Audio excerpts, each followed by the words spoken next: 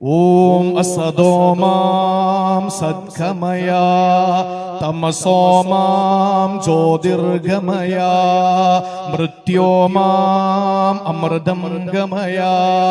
ഓം അസദോമാം സദ്ഗമയ തമസോമാം ജ്യോതിർഗമയ മൃത്യോമാം അമൃതം ഗമയ.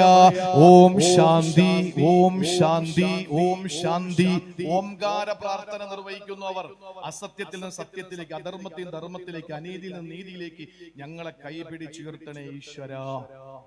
ആ പ്രാർത്ഥന നിർവഹിക്കാൻ അവര് കാണുന്ന അലാറവും വെക്കണ്ട, ആരും വിളിച്ചു നിർത്തണ്ട. പള്ളിയുടെ സുബയുടെ വാങ്ക് കേട്ട ഹിന്ദുക്കൾക്ക് അറിയാം പ്രഭാത പ്രാർത്ഥനയ്ക്ക് സമയമായി. ചെയ്യോ ഇല്ല അത് വേറൊരു വിഷയം. ഉച്ചയ്ക്ക് വാങ്ക് കേൾക്കുമ്പോഴോ, ഉച്ചയ്ക്ക് വാങ്ക് കേൾക്കുമ്പോ ചാപ്പാടിന്റെ ഓഫീസിലായിരിക്കും. ഉച്ചയ്ക്ക് ബാങ്ക് കേൾക്കും. ആ ദൈവമേ ഉച്ചയ്ക്ക് സമയമായി, ഭക്ഷണം കഴിക്കാൻ സമയമായി, പള്ളിയിൽ ബാങ്ക് കേൾക്കാൻ ഉച്ചയ്ക്ക് ഭക്ഷണം. അസറിന് ബാങ്ക് കേൾക്കുമ്പോൾ അവർക്കറിയാം ഓഫീസ് അടയ്ക്കാറായെന്ന്. മഗ്‌രിബിന് ബാങ്ക് കേൾക്കുമ്പോൾ അവർക്കറിയാം സന്ധ്യാദീപം കൊളുത്താൻ സമയമായെന്ന്. അവര് കുളിച്ച് ഫ്രഷായി അവരങ്ങനെയാണ്. ഞാൻ പിന്നെ നമ്മളുള്ള കാര്യങ്ങള് പറയണമല്ലോ. നമ്മളാണ് ഈ കുറ്റിപീടിയും വലിച്ച് പള്ളിയിൽ വരുന്നത്. അവര് വളരെ വൃത്തിയായി, അവര് ചന്ദന കുറിയൊക്കെ ചാർത്തി, അവര് തെറ്റിപ്പൂവൊക്കെ എടുത്ത് വെച്ച് വളരെ ഭംഗിയായി, വളരെ വളരെ ക്ലിയർ ആയിട്ട് അവരുടെ പ്രാർത്ഥനകൾ അവർ നിർവഹിക്കുന്നുണ്ട്. നമ്മുടെ പള്ളിയിലെ ബാത്റൂമിനെങ്ങാനും വന്ന എന്തൊരു ദുർഗന്ധമാ പടച്ചോ. പള്ളിക്കകത്ത് കയറി, ഞാൻ ഉള്ള കാര്യം പറയാം. ഞാൻ ഈ പള്ളിയിൽ കയറിയിട്ടില്ല. പണ്ടെപ്പോഴോ ഒരു ദിവസം മുജീബ് ഉസ്താദിനെ കാണാൻ വേണ്ടി വന്നു. അല്ലാതെ ഞാൻ നേരെ വണ്ടിയിൽ വന്നതാ ഇവിടെ ഇറങ്ങിട്ട് കയറാ ചെയ്ത്. ഈ പള്ളിയിലൊന്നും പോയിട്ടില്ല. ചില പള്ളികളിൽ കയറിയ പടച്ചോനാണ് സുജൂദ് ചെയ്യാൻ തോന്നൂല. എന്തൊരു ദുർഗന്ധമാണ് ഈ മുസല്ലയും. അതുപോലെ തന്നെ അല്ലെ, വീട്ടിൽ പോയ ഏറ്റവും മുഷിഞ്ഞ കരിമ്പേന ഏറ്റവും കൂടുതൽ സ്ത്രീകളുടെ അടിച്ചിട്ടുള്ള വസ്ത്രം ഏതാ? പോയി നോക്ക്. നിസ്കാര കുപ്പായം എടുത്ത് നോക്ക്. ഏറ്റവും കൂടുതൽ കരിമ്പേൻ. ഞാൻ കുറ്റം പറയുന്നതല്ല. നമ്മൾ ആരുടെ മുമ്പിലാ? MLA യുടെ മുമ്പിൽ പോവാ, MP യുടെ മുമ്പിൽ പോവാ. ഓ എന്തൊരു ടിപ് ടോപ്പാണ്. പശയൊക്കെ മുക്കി, കഞ്ഞിയൊക്കെ മുക്കി ഇങ്ങനെ നിൽക്കുന്നത് ഇരുമ്പിന്റെ തുണിയാണോ എന്ന് ചിന്തിച്ചു പോകും. ആ രീതിയിൽ നമ്മൾ ഇങ്ങനെ ടിപ് ടോപ്പായിട്ട് പോകും. പള്ളിയിൽ വാങ്ക് വിളിക്കുമ്പോഴേ പാണ്ടി മുണ്ടുകൊടുത്തോണ്ടാ വരുന്നത്. അതാണ് നമ്മുടെ അവസ്ഥ. മഗ്‌രിബിന് ബാങ്ക് കേൾക്കുമ്പോ സന്ധ്യാദീപം കൊളുത്താറായി എന്ന് ഹിന്ദുക്കറിയാം. ഇശാഇന്റെ ബാങ്ക് കേൾക്കുമ്പോ അവർക്കറിയാം മക്കൾക്ക് ഭക്ഷണം കൊടുത്തിട്ട് കിടക്കാനും ഉറങ്ങാനും സമയമായെന്ന്. ഈ 5 നേരത്തെ ബാങ്ക് ഹിന്ദുക്കൾക്ക് ഒരു ഉപകാരമല്ലേ? അല്ലേ? ആലോചിച്ച് നോക്ക്. ക്രിസ്ത്യാനികൾക്കും അങ്ങനെ തന്നെ. നിസ്കാരം ഇല്ലാത്ത മുസ്ലിങ്ങൾക്കും ആ ഒരു ഉപകാരമേ ഉള്ളൂ. ഏത്? രാവിലെ എണീക്കാനും, ഉച്ചയ്ക്ക് ചാപ്പാടിന്റെ സമയമായെന്നും, വൈകിട്ട് ചായയുടെ ബ്രേക്ക് ടൈം ആയെന്നും, മഗ്‌രിബിന് പണി വീട്ടിലെത്തണമെന്നും, രാത്രി ഇശാക്ക് കിടക്കണമെന്നുള്ള ചിന്ത. ഞാൻ പറയുന്നത് പ്രിയപ്പെട്ടവരെ, ഓരോ മനുഷ്യന്റെയും ജീവിതത്തിൽ അള്ളാഹു തന്നിട്ടുള്ള സമയം, നിസ്കാരത്തിന്റെ 5 നേരത്തെ നിസ്കാരത്തിന്റെ സമയം നമുക്ക് പറ്റുന്ന രീതിയിൽ അള്ളാഹ് സംവിധാനിച്ചിട്ടുള്ളത്. അതുകൊണ്ട് ഒരു ബുദ്ധിമുട്ടും അള്ളാഹ് നമുക്ക് വരുത്തിയിട്ടില്ല. ആ നിസ്കാരം നിലനിർത്തുന്നതോടൊപ്പം നമ്മൾ ചെയ്യേണ്ട 3ാമത്തെ കാര്യമേതെന്നറിയോ? സൂറത്തുൽ മുൽക്കിലെ 15ാമത്തെ ആയത്തിൽ അള്ളാഹ് പറയുകയാണ്, الذي جعل لكم الأرض ذلولا فامشوا في مناكبها وكلوا من رزقه وإليه النشور. പറയുകയാണ്, ആ ദൈവത്തെ നിങ്ങൾക്കറിയോ? ആ പടച്ചോനെ നിങ്ങൾക്കറിയോ? ആ അല്ലാഹനെ നിങ്ങൾക്കറിയോ? അവൻ ആരാണ്? ഭൂമിയെ ദലൂല നിങ്ങൾക്ക് അല്ലാഹു കീഴ്പ്പെടുത്തി തന്നിരിക്കുകയാ. ഈ ഭൂമിയെ നിങ്ങൾക്കല്ല കീഴ്പ്പെടുത്തി തന്നിരിക്കുകയാണ്. എന്തിനാണ്? ഫംശൂ ഫീ മനാകിബിഹാ വകുലൂ മിൻ റിസ്ഖിഹി. എന്നിട്ട് നിങ്ങൾ മടി പിടിച്ചിരിക്കാതെ, അലസതയിൽ പൂണ്ടിരിക്കാതെ നിങ്ങൾ ഇറങ്ങിയിട്ട് ഭക്ഷണം അന്വേഷിച്ചു പോ. വീട്ടിൽ അടയിരിക്കാനല്ല, അടഞ്ഞുകൂടി കിടക്കാനല്ല, പള്ളിയിൽ കയറി ഇത്തിക്കാഫിരിക്കാനല്ല. 10 വിരൽ അനങ്ങിയാലേ 5 വിരൽ വായിലേക്ക് പോകൂ. അതുകൊണ്ട് എല്ല് മുറിയ പണിയെടുത്ത് പല്ല് മുറിയ തിന്നണമെന്ന് പറയും പോലെ നമ്മൾ പണിയെടുത്താലേ നമുക്ക് കഴിക്കാൻ പറ്റൂ. അല്ലാഹു പറഞ്ഞു, നിങ്ങൾ നിസ്കാരം നിർവഹിച്ച തഖ്വയെ വഴികെട്ടിട ജീവിതം നയിച്ച് വീട്ടിനകത്തിരിക്കലല്ല. പിന്നെയോ നിങ്ങൾ ഇറങ്ങി അന്വേഷിക്കണം ഭക്ഷണം. നിങ്ങൾ ഇവിടെ നിന്ന് ഇറങ്ങി പോകണം ഭക്ഷണം അന്വേഷിച്ചു കൊണ്ട്. നിങ്ങൾ ഭക്ഷണം അന്വേഷിച്ചുകൊണ്ട് ഭൂമിയിലൂടെ സഞ്ചരിക്കണം. ഇത് അള്ളാഹുവിന്റെ കൽപ്പനയാണ്. ഉമർ ബിൻ ഖത്താബ് റളിയല്ലാഹു അൻഹുവിന്റെ കാലഘട്ടത്തില് മസ്ജിദുൻ നബവിയിൽ ഇഅ്തികാഫിരിക്കുന്ന ആളുകളുടെ അടുത്ത് ചെന്ന് ഉമർ തങ്ങൾ ചോദിക്കും, പണിയൊന്നുമില്ലേടാ നിനക്ക്? പണിയൊന്നുമില്ലേ? ഇല്ല, ഞാൻ ഇവിടെ അങ്ങ് ഇരിക്കാൻ തീരുമാനിച്ചു, പോടാ പണിക്ക് പോടാ. ഉമർ ബിൻ ഖത്താബ് തങ്ങൾ ഓടിച്ചു വിടുമായിരുന്നു, പോയി പണിയെടുക്കടാ എന്ന്. ഇമാം ഇബ്നു അസാക്കിർ റളിയല്ലാഹു അൻഹു പറയുന്ന ഒരു സംഭവം ഞാൻ പറയട്ടെ, നിങ്ങൾ ശ്രദ്ധയോടെ കേൾക്കണം, ശ്രദ്ധയോടെ കേൾക്കണം. ഇബ്നു അസാക്കിർ തങ്ങൾ പറയുകയാണ്, മഹാനായ ശഖീഖുൽ ബൽഖി റളിയല്ലാഹു അൻഹു ഒരിക്കൽ സുഹൃത്തായ ഇബ്രാഹിം അദ്ഹമുൽ ഖുറാസാനി തങ്ങളുടെ അടുത്ത് വന്നിട്ട് പറഞ്ഞു, തങ്ങളെ, ആരാ പറയുന്നത്? ശഖീഖുൽ ബൽഖി ഹാത്തമുൽ അസ്മിന്റെ ഉസ്താദാ. ആരോടാ പറയുന്നത്? ഇബ്രാഹിം ഇബ്നു അദ്ഹമുൽ ഖുറാസാൻ റളിയല്ലാഹു അൻഹുവിനോട് പറയുന്നു, തങ്ങളെ, ഞാൻ കച്ചവടത്തിന് പോവുകയാണ്, എന്റെ മഈസത്ത് നടക്കണം, എന്റെ അന്നം നടക്കണം, അതിന് ഞാൻ മടി പിടിച്ചിവിടെ ഇരുന്നാ പറ്റൂല, അതുകൊണ്ട് ഞാൻ കച്ചവടത്തിന് പോവുകയാണെന്ന് പറഞ്ഞ് ശഖീഖുൽ ബൽഖി റളിയല്ലാഹു അൻഹു ഇബ്രാഹിം അദ്ഹമിനോട് യാത്ര ചോദിച്ചിട്ട് ഇറങ്ങുകയാ. കുറെ ദൂരം സഞ്ചരിച്ചപ്പോ മരുപ്പച്ച അകലയായ മരുഭൂമിയുടെ ഒരു മധ്യഭാഗത്തെത്തിയപ്പോൾ ക്ഷീണിതനായി. മഹാനവറുകൾ ഒരു പാറയുടെ അകത്തൊരു ചെറിയ ഗുഹ പോലെ കണ്ടു. അതിനകത്ത് കയറി വിശ്രമിക്കാനിരിക്കുമ്പോ ഈ മഹാനായ ശഖീഖുൽ ബൽഖി തങ്ങൾ കണ്ട ഒരു അത്ഭുതകരമായ കാഴ്ച എന്തെന്നറിയോ? ചിറകെല്ലാം ഇളകിപ്പോയ, ചിറകിന്റെ രോമങ്ങളൊക്കെ ഇളകിപ്പോയ, അന്ധ ബാധിച്ചു പോയ ഒരു തള്ളപ്പക്ഷി അതിനകത്തിരിക്കുകയാ. പറക്കാൻ പറ്റുന്നില്ല. ചിറകുകളിൽ അതിന്റെ ആ തൂവലുകൾ നഷ്ടപ്പെട്ടു. പ്രായാധിക്യം കൊണ്ട് കണ്ണിന്റെ കാഴ്ച പോയി. ആ തള്ളപ്പക്ഷി അതിനകത്ത് ഇങ്ങനെ ഇരിക്കുകയാണ്. ശഖീഖുൽ ബൽഖി റളിയല്ലാഹു അൻഹു ഇങ്ങനെ അതിനെ തന്നെ നോക്കി നിന്നു. അദ്ദേഹം കച്ചവടത്തിന് പോവാണ്. ആര് വീട്ടിലിരുന്നാരും ഭക്ഷണം തരൂല, അതുകൊണ്ട് പണിയെടുക്കണം. ആ പണിക്ക് വേണ്ടി പോകുന്ന ശഖീഖുൽ ബൽഖി റളിയല്ലാഹു അൻഹു തന്റെ മുന്നിൽ കണ്ട ആ പ്രായാധിക്യം ചെന്ന ചിറകിന്റെ ഓരോ തൂവലുകളും ഇളകിപ്പോയ ആ വൃദ്ധയായ അന്ധയായ തള്ളപ്പക്ഷിയെ നോക്കിയിരിക്കുന്നു. എന്നിട്ട് ചിന്തിക്കുന്നു, പടച്ചോനെ, ഇതെങ്ങനെ ജീവിക്കുന്നു ഭക്ഷണം കിട്ടാതെ? ഇതെങ്ങനെ ജീവിക്കുന്നു ഭക്ഷണം കിട്ടാതെ? അങ്ങനെ ചിന്തിച്ചു കൊണ്ടിരിക്കുമ്പോ അതാ ഒരു ആരോഗ്യമുള്ള ചെറിയ പക്ഷി പറന്നിറങ്ങുകയാ. ആ പക്ഷി പറന്ന് പറന്ന് പറന്ന് ഈ തള്ളപ്പക്ഷിയുടെ അടുത്തേക്ക് വന്നിട്ട് അതിന്റെ ചുണ്ടിൽ കരുതി വെച്ചിരുന്ന ഒരു ചെറിയ അപ്പം അതിങ്ങനെ തള്ളപ്പക്ഷിയുടെ ചുണ്ടിലേക്ക് പീസ് പീസാക്കി കൊത്തിവെച്ചു കൊടുക്കുന്നു. ഞെട്ടി എഴുന്നേറ്റുകൊണ്ട് ശഖീഖുൽ ബൽഖി പറയുന്ന വാക്കെന്തെന്നറിയോ?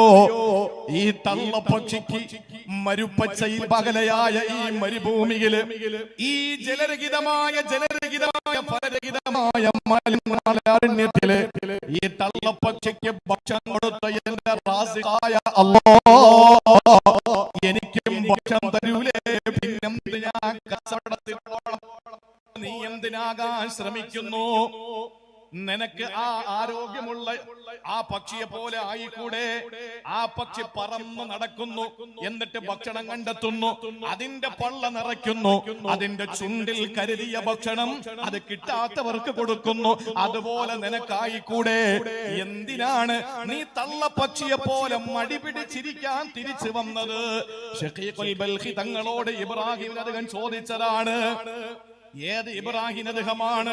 സർവ്വ ആഡംബരങ്ങളും ഒഴിവാക്കിയിട്ട് എന്റെ റബ്ബിന് വേണ്ടി ഞാൻ എന്റെ ജീവിതം മാറ്റിവെക്കുന്നു എന്ന് പറഞ്ഞ ഇബ്രാഹിം അദ്ദേഹം റളിയല്ലാഹു അൻഹു എന്ന സയ്യിദുസ് സാഹിദി, പരിത്യാഗികളുടെ ലീഡറെ, മഹാനായ ഖുറാസാൻകാരനായ ഇബ്രാഹിം അദ്ദേഹം റളിയല്ലാഹു അൻഹു ഭക്ഷണം കഴിക്കുമ്പോ നമ്മൾ അധ്വാനിച്ച് കഴിക്കണമെന്ന സന്ദേശം ശഖീഖ് തങ്ങൾക്ക് പകർന്നു കൊടുക്കുകയാണ്.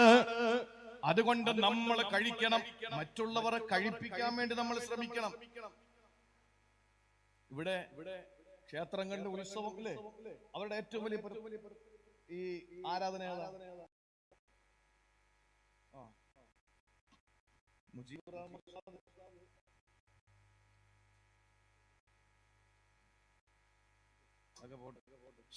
എന്താണ് മുജീബുർ റഹ്മാൻ മൗലവി ഉസ്താദ് ചുറ്റുമൂലയില് ഇമാമായിരിക്കുമ്പോഴാണ് ഞാൻ അവിടെ പഠിക്കാൻ വരുന്നത്. എനിക്കന്ന് എത്ര 16ഓ 17ഓ 18 വയസ്സ് അത്രേ ഉള്ളൂ. ആ പ്രായത്തില് മുജീബുർ റഹ്മാൻ മൗലവി ഇങ്ങനെ പറന്നു നടന്ന് വഴതു പറയാണ്. അന്ന് ഇന്നത്തെ പോലെ ഇന്നോയോ അല്ലെങ്കിൽ കാറോ ഒന്നുമില്ല.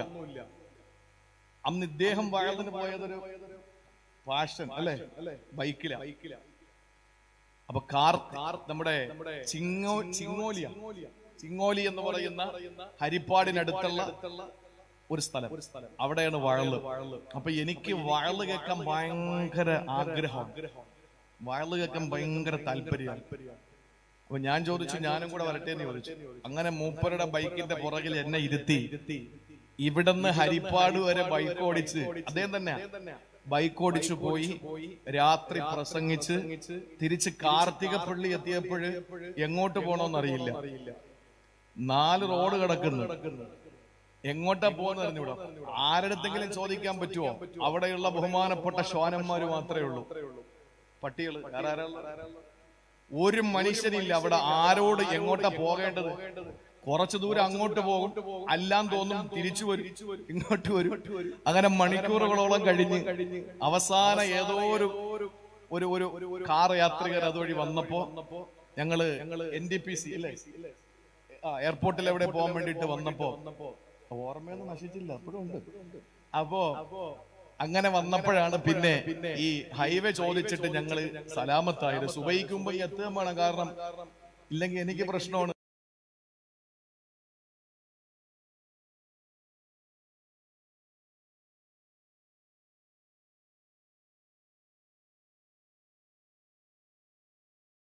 അല്ലാഹു തആല ആ ശബ്ദം നിലനിർത്തി കൊടുക്കുമാറാവട്ടെ.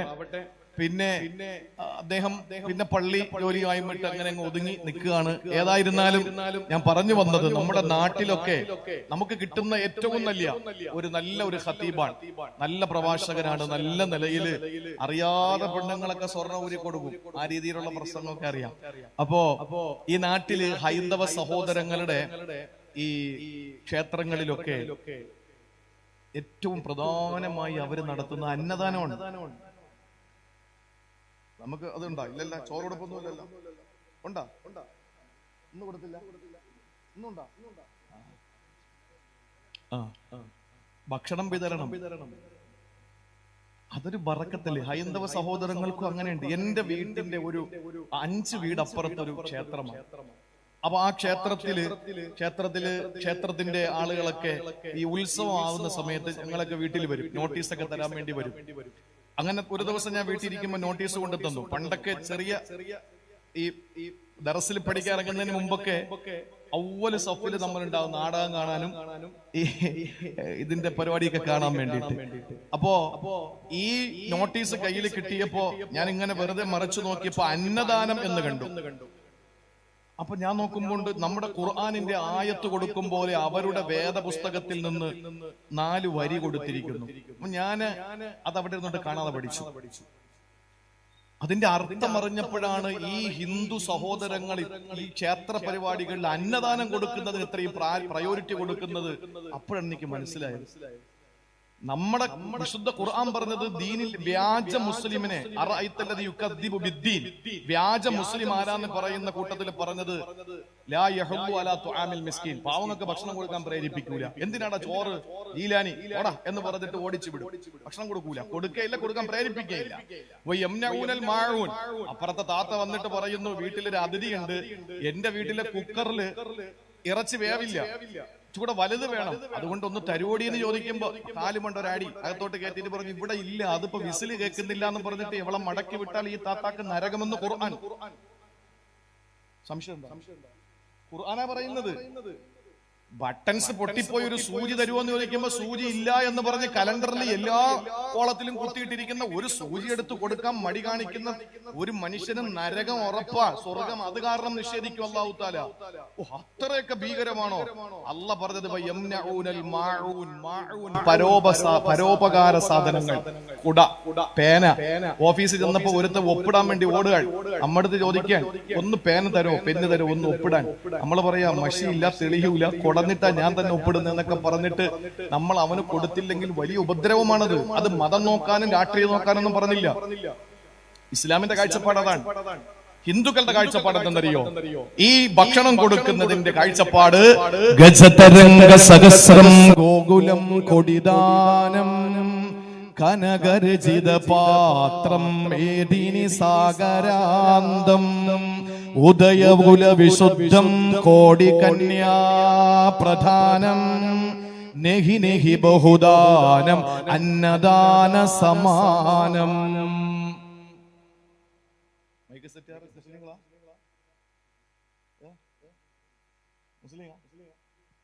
ഏതെങ്കിലും ഹിന്ദു സഹോദരങ്ങൾക്ക് അർത്ഥം പറയാമോ? എന്താന്ന്? ഗജതരംഗ സഹസ്രം ഗോകുലം കൊടിദാനം കനകരചിത പാത്രം മേദിനി സാഗരാന്തം ഉദയകുല വിശുദ്ധം കോടി കന്യാ പ്രധാനം നെഹി നെഹി ബഹുദാനം അന്നദാന സമാനം എന്ന് പറഞ്ഞതിന്റെ അർത്ഥം ഗജതരംഗ സഹസ്രം, 1000 ആന, 1000 കുതിര. ഗോകുലം കൊടിദാനം, 1 കോടി പശുക്കൾ. ഉദയകുല വിശുദ്ധം കോടി കന്യാ പ്രധാനം, ഉന്നത കുല ജാതരായ 1 കോടി പെണ്ണുങ്ങൾ. ആര് കാണാത്ത, തൊടാത്ത, സ്പർശന ദർശന വിധേയമാകാത്ത 1 കോടി പെണ്ണുങ്ങൾ. ഖുർആൻ അവരെ പറഞ്ഞ ഹൂർലിങ്ങളെന്നാണ്. ലം യത്മിസുഹുന്ന ഇൻസുൻ ഖബ്ലഹും വലാ ജാൻ. അങ്ങനെ 1 കോടി പെണ്ണുങ്ങൾ, 1 കോടി പശുക്കൾ, 1000 ആന, 1000 കുതിര. ഒന്ന് കൂട്ടിക്കേ. നാളെ സ്കൂൾ തുറക്കല്ലേ? അധ്യാപകന്മാരാണെ കൂട്ടണ്ട, സ്കൂളിൽ പോകാൻ പറ്റൂല, ബുദ്ധി മരവിച്ചു. 1000 ആനയ്ക്ക് എത്ര രൂപ? കൂട്ട്. 1000 കുതിരയ്ക്ക് എത്ര രൂപ? കൂട്ട്. 1 കോടി പശുക്കൾക്ക് എന്ത് രൂപ? 1 കോടി പെണ്ണുങ്ങൾക്ക് എത്ര രൂപ? തീരുന്നില്ല. കനകരചിത പാത്രം മേദിനി സാഗരാന്തം. കനകരചിത പാത്രം, ഒരുപാട് സ്വർണ പാത്രം. പണ്ടുള്ളവര് പറയും പണം. വരട്ടെ. പണം ആരുടെ കയ്യിലാണ്? പണം പത്മനാഭന്റെ കയ്യില്. അങ്ങനെ പറയില്ലേ? ഏറ്റവും കൂടുതൽ സ്വർണ്ണമുള്ളത് ഏത് ക്ഷേത്രത്തിലാണ്? പത്മനാഭ സ്വാമി ക്ഷേത്രത്തില്. എ നിലവറ, ബി നിലവറ. അവിടെ നിന്ന് വിളിച്ചാ വിളി കേൾക്കുന്ന അപ്പുറമാണ് എന്റെ പള്ളി. ശ്രീ പത്മനാഭ സ്വാമി ക്ഷേത്രത്തിൽ നിന്ന് ഒരു 10-50 ചുവട് വെച്ചാൽ മതി സെൻട്രൽ ജുമാ മസ്ജിദിലെത്തും. അവിടെ ഇഷ്ടംപോലെ സ്വർണം, ഗോതമ്പ് മണികൾ പോലെ സ്വർണം ഇങ്ങനെ നിലവറകളിൽ സൂക്ഷിച്ചിരിക്കാൻ. അതാണ് കനകരചിത പാത്രം, ധാരാളം സ്വർണപാത്രം. മേദിനി സാഗരാന്തം, 1 ഏക്കറും 10 ഏക്കറും അല്ല, മേദിനി സാഗരാന്തം, സമുദ്രത്തോളം ഭൂമി. അപ്പൊ എത്ര രൂപയായി? ഇത്രയും 1 കോടി പശുക്കൾ, 1 കോടി പെണ്ണുങ്ങൾ, 1000 കുതിരകൾ, 1000 ആനകൾ, സ്വർണപാത്രം, കണക്കില്ലാതെ സമുദ്രത്തോളം ഭൂമി. ഒരാൾക്ക് കൊടുക്കുമ്പോൾ എന്ത് പുണ്യം കിട്ടും? ആ പുണ്യം നെഹി നെഹി ബഹുദാനം അന്നദാന സമാനം. വിശന്നൊട്ടിയ വയറുമായിട്ട് വരുന്ന ഒരു പാവപ്പെട്ടവന് നട്ടുച്ച നേരത്തെ വാഴയില വെട്ടിയിട്ടതിൽ പച്ചരിച്ചോറും പച്ചമുളക് ചമ്മന്തിയും പച്ചവെള്ളവും കുടിക്കാൻ കൊടുക്കുന്നതിനോളം ആകില്ല എന്ന് ഹൈന്ദവ പുരാണങ്ങൾ പഠിപ്പിക്കുന്നു. അത്രയും പുണ്യം. അതുകൊണ്ട് നമ്മൾ അന്നം തേടണം, കിട്ടുന്നത് മറ്റുള്ളവർക്ക് കൊടുക്കാനും മനസ്സുണ്ടാക്കണം. അതാണ് ചെയ്യേണ്ടത്. നബിദിനത്തിന് നിങ്ങൾ ചോറ് വെച്ച് കൊടുക്കും, ഇഷ്ടം പോലെ വെച്ച് കൊടുക്കും, ആർക്കെന്നില്ലാതെ വെച്ച് കൊടുക്കും. എത്ര രൂപയാണോ സമുദായം ഇറക്കും പൈസ? ഇഷ്ടം പോലെ ഉണ്ടെന്നേ തരും. ചുമ്മാതെ ഈ ഡിജെയും വെച്ച് അങ്ങോട്ടും പോയി ഇങ്ങോട്ടും പോയി എന്തൊക്കെ പറഞ്ഞാൽ വെട്ടിക്കൊന്നുകളെയും. കഞ്ചാവല്ല, പുറത്തിറങ്ങാൻ പറ്റൂല, വെട്ടി പീസാക്കി കളയും. അതല്ലേ പ്രശ്നം. എങ്ങനെ പോയി പഠിക്കുമെന്ന് അറിഞ്ഞൂടാ. പോട്ടെ. അപ്പൊ ഏതായാലും എന്റെ പ്രിയപ്പെട്ട സഹോദരങ്ങളെ, അള്ളാഹുവിന്റെ ഖുർആൻ 3-മതായി പറഞ്ഞത്, നീ അധ്വാനിക്ക്, നീ കഷ്ടപ്പെടും, നീ അന്വേഷിക്കും, ഭക്ഷണം തേട്. എന്നിട്ട് കിട്ടുന്ന ഭക്ഷണം നീയും കഴിക്കും, മറ്റുള്ളവർക്ക് നീ കൊടുക്ക്. ഇബ്രാഹിം അദ്ദേഹം റളിയല്ലാഹു അൻഹു പറഞ്ഞത് അതാണ്. നീ എന്തുകൊണ്ട് ഈ ആരോഗ്യമുള്ള പക്ഷിയെ പോലെ ആയില്ല? അങ്ങനെയാ നമ്മൾ ചെയ്യേണ്ടത്. ആ നിങ്ങൾ ഓരോരുത്തരെയും ശ്രദ്ധ ഞാൻ തിരിച്ചു കൊണ്ടുവരികയാണ്. എവിടേക്കാണ് ഞാൻ നിങ്ങളെ ശ്രദ്ധ ക്ഷണിക്കുന്നത്? ബീവി മറിയം റളിയല്ലാഹു അൻഹാ ചെറിയ പ്രായത്തിൽ മെഹ്റാബിനകത്ത് സുഭിക്ഷമായ പഴവർഗ്ഗങ്ങൾ കണ്ടപ്പോൾ ആടെ മറിയം ബീവിയോട് എവിടെന്ന് കിട്ടി മോളെ മറിയമേ? അല്ല തന്നു സക്കരിയ നബിയേ എന്ന് പറഞ്ഞല്ലോ. ആ മറിയം ബീവിയുടെ മുമ്പിൽ ജിബ്രീൽ വന്നല്ലോ. ആ ജിബ്രീൽ കാരണമായി മറിയം ബീവി റളിയല്ലാഹു അൻഹ ഗർഭിണിയായി. സുബ്ഹാനല്ലാഹ്. ആ മറിയം ബീവി റളിയല്ലാഹു അൻഹ ഗർഭിണിയായപ്പോ ഒരു പെണ്ണിന് എപ്പോഴും ഓരോ ഭക്ഷണത്തോട് പ്രിയം വരിക. അങ്ങനെ വയറ് കാളി വരുന്നു ഭക്ഷണം. വല്ലാതെ വിശപ്പിന്റെ വിളിയാളം വന്നപ്പോ പടച്ചോനെ എനിക്ക് ഭക്ഷണം തരണേ അല്ലാ, വിശക്കുന്നു റബ്ബേ. മറിയം ബീവി പടച്ചവനോട് ചോദിച്ചിട്ടുണ്ടാകണം. അല്ലാഹു മറിയം ബീവിയോട് പറഞ്ഞതെന്തെന്നറിയോ? ചെറിയ പ്രായത്തില് മെഹ്റാബിനകത്ത് ആ കാലഘട്ടത്തില് ആ സമയത്ത് കിട്ടാത്ത പഴവർഗ്ഗങ്ങൾ കൊടുത്ത അല്ലോ മറിയം ബീവി റളിയല്ലാഹു അൻഹാ ഗർഭിണിയായപ്പോ മറിയം ബീവി ഏറ്റവും വലിയ ദുർബലയാകുന്ന നിമിഷമല്ലേ? ഒരു പെണ്ണ് ഏറ്റവും കൂടുതൽ ദുർബലയാകുന്നത് അവളുടെ പ്രഗ്നന്റി പീരീഡിലാണ്. ആ സമയത്ത് മറിയം ബീവിയോട് അല്ലാഹു പറഞ്ഞു, വിശക്കുന്നോ മറിയമേ? അതേ പടച്ചവനെ, മറിയം ബീവിയുടെ മനസ്സിൽ എന്താണ് ചിന്തയെന്നറിയോ? അല്ലാഹു ഇപ്പൊ അമ്മ തന്നതുപോലെ പഴം തരുമെന്നാണ്. പക്ഷെ അല്ലാഹു മറിയം ബീവിയോട് പറഞ്ഞത് إليك بجذع النخلة تساقط عليك رطبا جنيا. വിശക്കുന്നെങ്കിലും മറിയമേ അന്നത്തെ പോലെ ഞാൻ നിനക്ക് പഴമൊന്നും തരാൻ പോകും. നിങ്ങൾ ഈന്തപ്പന മരത്തിന്റെ ചുവട്ടിൽ നിൽക്ക്. എന്നിട്ട് ഹുസീലേക്ക് അതിന്റെ ആ മടലിനെ പിടിച്ച് നീ അങ്ങോട്ട് ചായി. എന്നിട്ട് ആ ഈത്തപ്പന മടലിനെ പിടിച്ചിട്ട് നിന്നിലേക്ക് അങ്ങ് ചായച്ചിട്ട് അത് നിനക്ക് നല്ല ഈത്തപ്പഴം തരും മറിയമേ. എപ്പോഴും നമ്മൾ എന്താ വിചാരിക്കുന്നേ? അല്ല ഇങ്ങനെ തന്നുകൊണ്ടിരിക്കും, നമ്മൾ തിന്നുകൊണ്ടിരിക്കും. ആ പണി നടക്കൂല.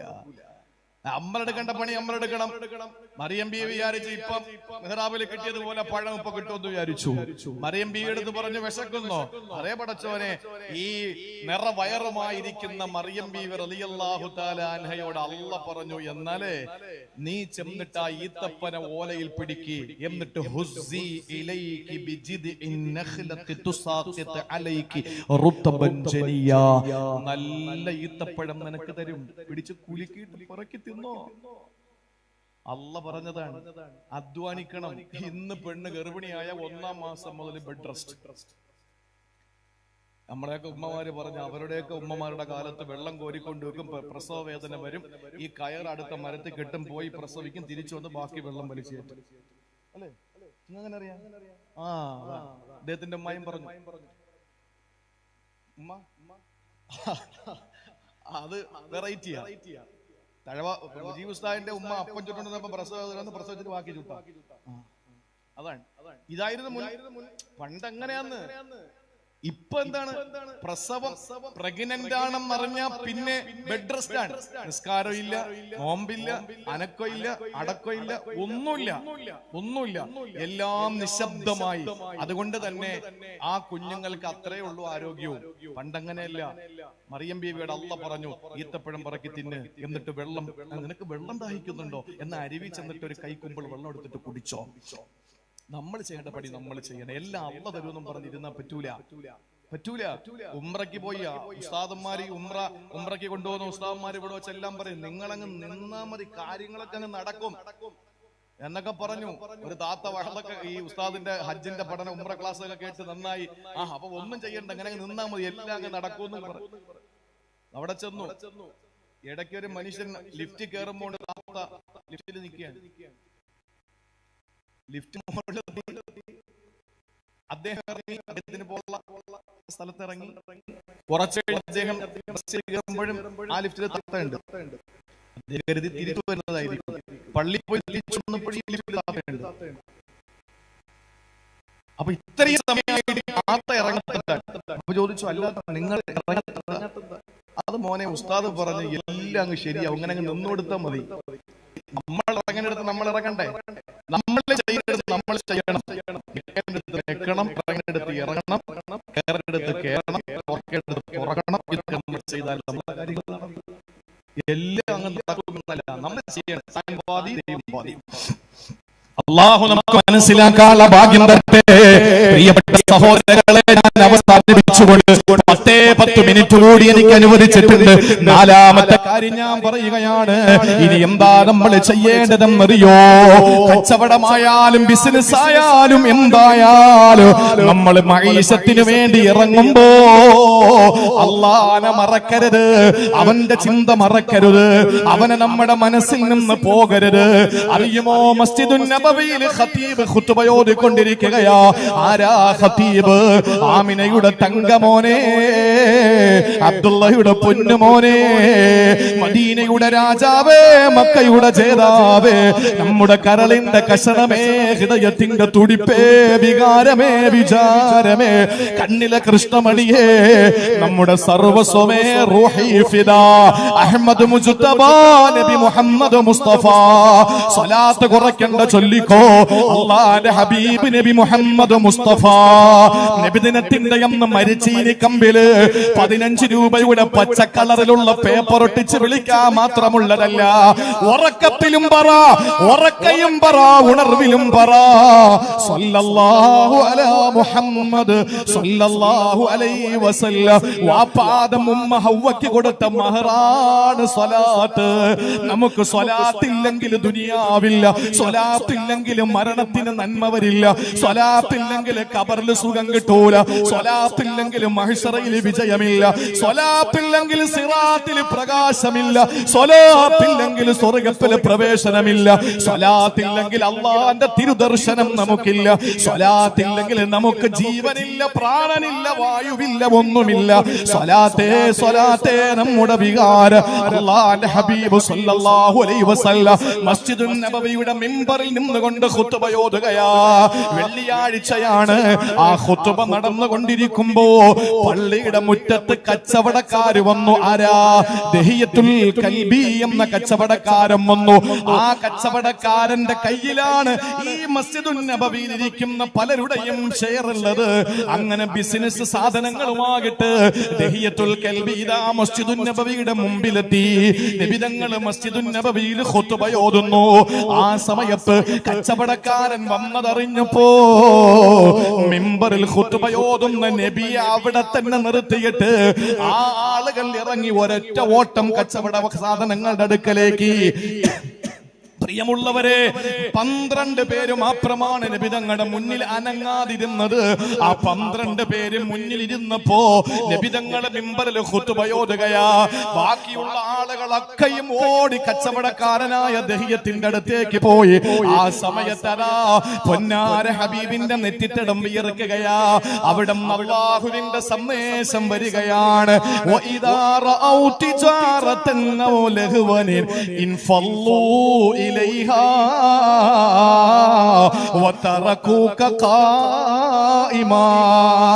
അവർ ഏതെങ്കിലും വിനോദങ്ങൾ കണ്ടാൽ, അവർ ഏതെങ്കിലും കച്ചവടം കണ്ടാൽ, നബിയെ ഇൻഫല്ലൂ ഇലൈഹാ, അതിലേക്ക് അവർ ഓടിപ്പോകും. വതറകൂക ഖായിമാ, അങ്ങ് ഇങ്ങനെ മിമ്പറിൽ ഖുതുബ ഓതിക്കൊണ്ട് നിൽക്കുമ്പോൾ പറഞ്ഞു കൊടുക്കൂ നബിയെ, ഓരോരുത്തരെയും വിളിച്ചിട്ട് പറ, ഖുൽ മാ ഇൻദല്ലാഹി ഖൈറും മിനൽ ലഹ്വി വമിനത് തിജാറ. കച്ചവടത്തെക്കാൾ വിനോദത്തെക്കാൾ ഏറ്റവും നല്ലത്, ഏറ്റവും നല്ലത് അല്ലാഹുവിന്റെ അടുക്കൽ ഇരിക്കുന്ന സംഗതിയാ. വല്ലാഹു ഖൈറുർ റാസിഖീൻ. അല്ലാഹു കൊടുക്കുന്നവരിൽ, ഭക്ഷണം നൽകുന്നവരിൽ ഏറ്റവും വലിയ കരണീയനാണ്. അതുകൊണ്ട് പ്രിയപ്പെട്ടവരെ, നമ്മൾ അല്ലാഹുവിന്റെ പള്ളിയിൽ പോകുമ്പോ കച്ചവടം നടക്കുന്ന സമയമാകാ, അല്ലെങ്കിൽ ബിസിനസിന്റെ ടൈമാകാ, ആ സമയത്ത് ഞാൻ അങ്ങനെ കടയടയ്ക്കും, പള്ളിയിൽ പോകും. ചിന്തിക്കല്ല ചെറുപ്പക്കാരാ, അല്ലാഹ് പറഞ്ഞത് ഖുൽ മാ ഇൻദല്ലാഹി ഖൈറും മിനൽ ലഹ്വി വമിനത് തിജാറ, കച്ചവടത്തെക്കാൾ വിനോദങ്ങളെക്കാൾ ഏറ്റവും ഖൈറായത് അല്ലാഹുവിന്റെ കയ്യിലുണ്ട്. അതേതാണ്? വല്ലാഹു ഖൈറുർ റാസിഖീൻ, അല്ലാഹു നന്നായിട്ട് ഭക്ഷണം തരുന്നവനാണ്. അതുകൊണ്ട് നാലാമത് നമ്മൾ ചെയ്യേണ്ടത്, ബാങ്ക് വിളിക്കുമ്പോ എന്ത് ബിസിനസ് ആണെങ്കിലും, പെങ്ങളെ തൊഴിലുറപ്പാണെങ്കിലും, തൊഴിലുറപ്പിന്റെ പണിയിൽ നിൽക്കുകയാണ്, നീ നിർത്തണം.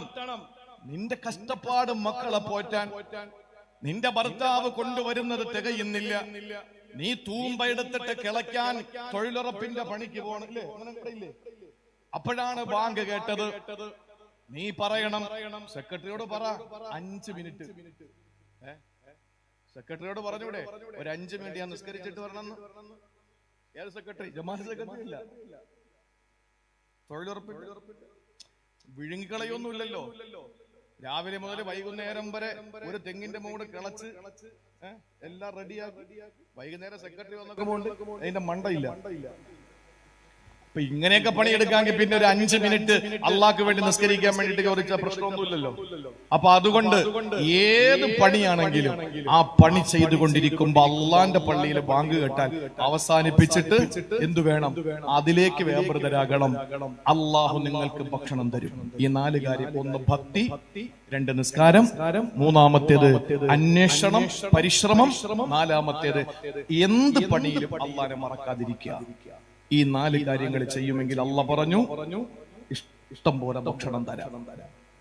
അള്ളാഹു യാതൊരു ബുദ്ധിമുട്ടുമില്ലാതെ നമുക്ക് ഭക്ഷണം അള്ളാഹു നൽകി നമ്മുടെ ജീവിതത്തിൽ എല്ലാ പ്രതിസന്ധികളിൽ നിന്നും അള്ളാഹു നമ്മളെ കരകയറ്റി അനുഗ്രഹിക്കുമാറാവട്ടെ.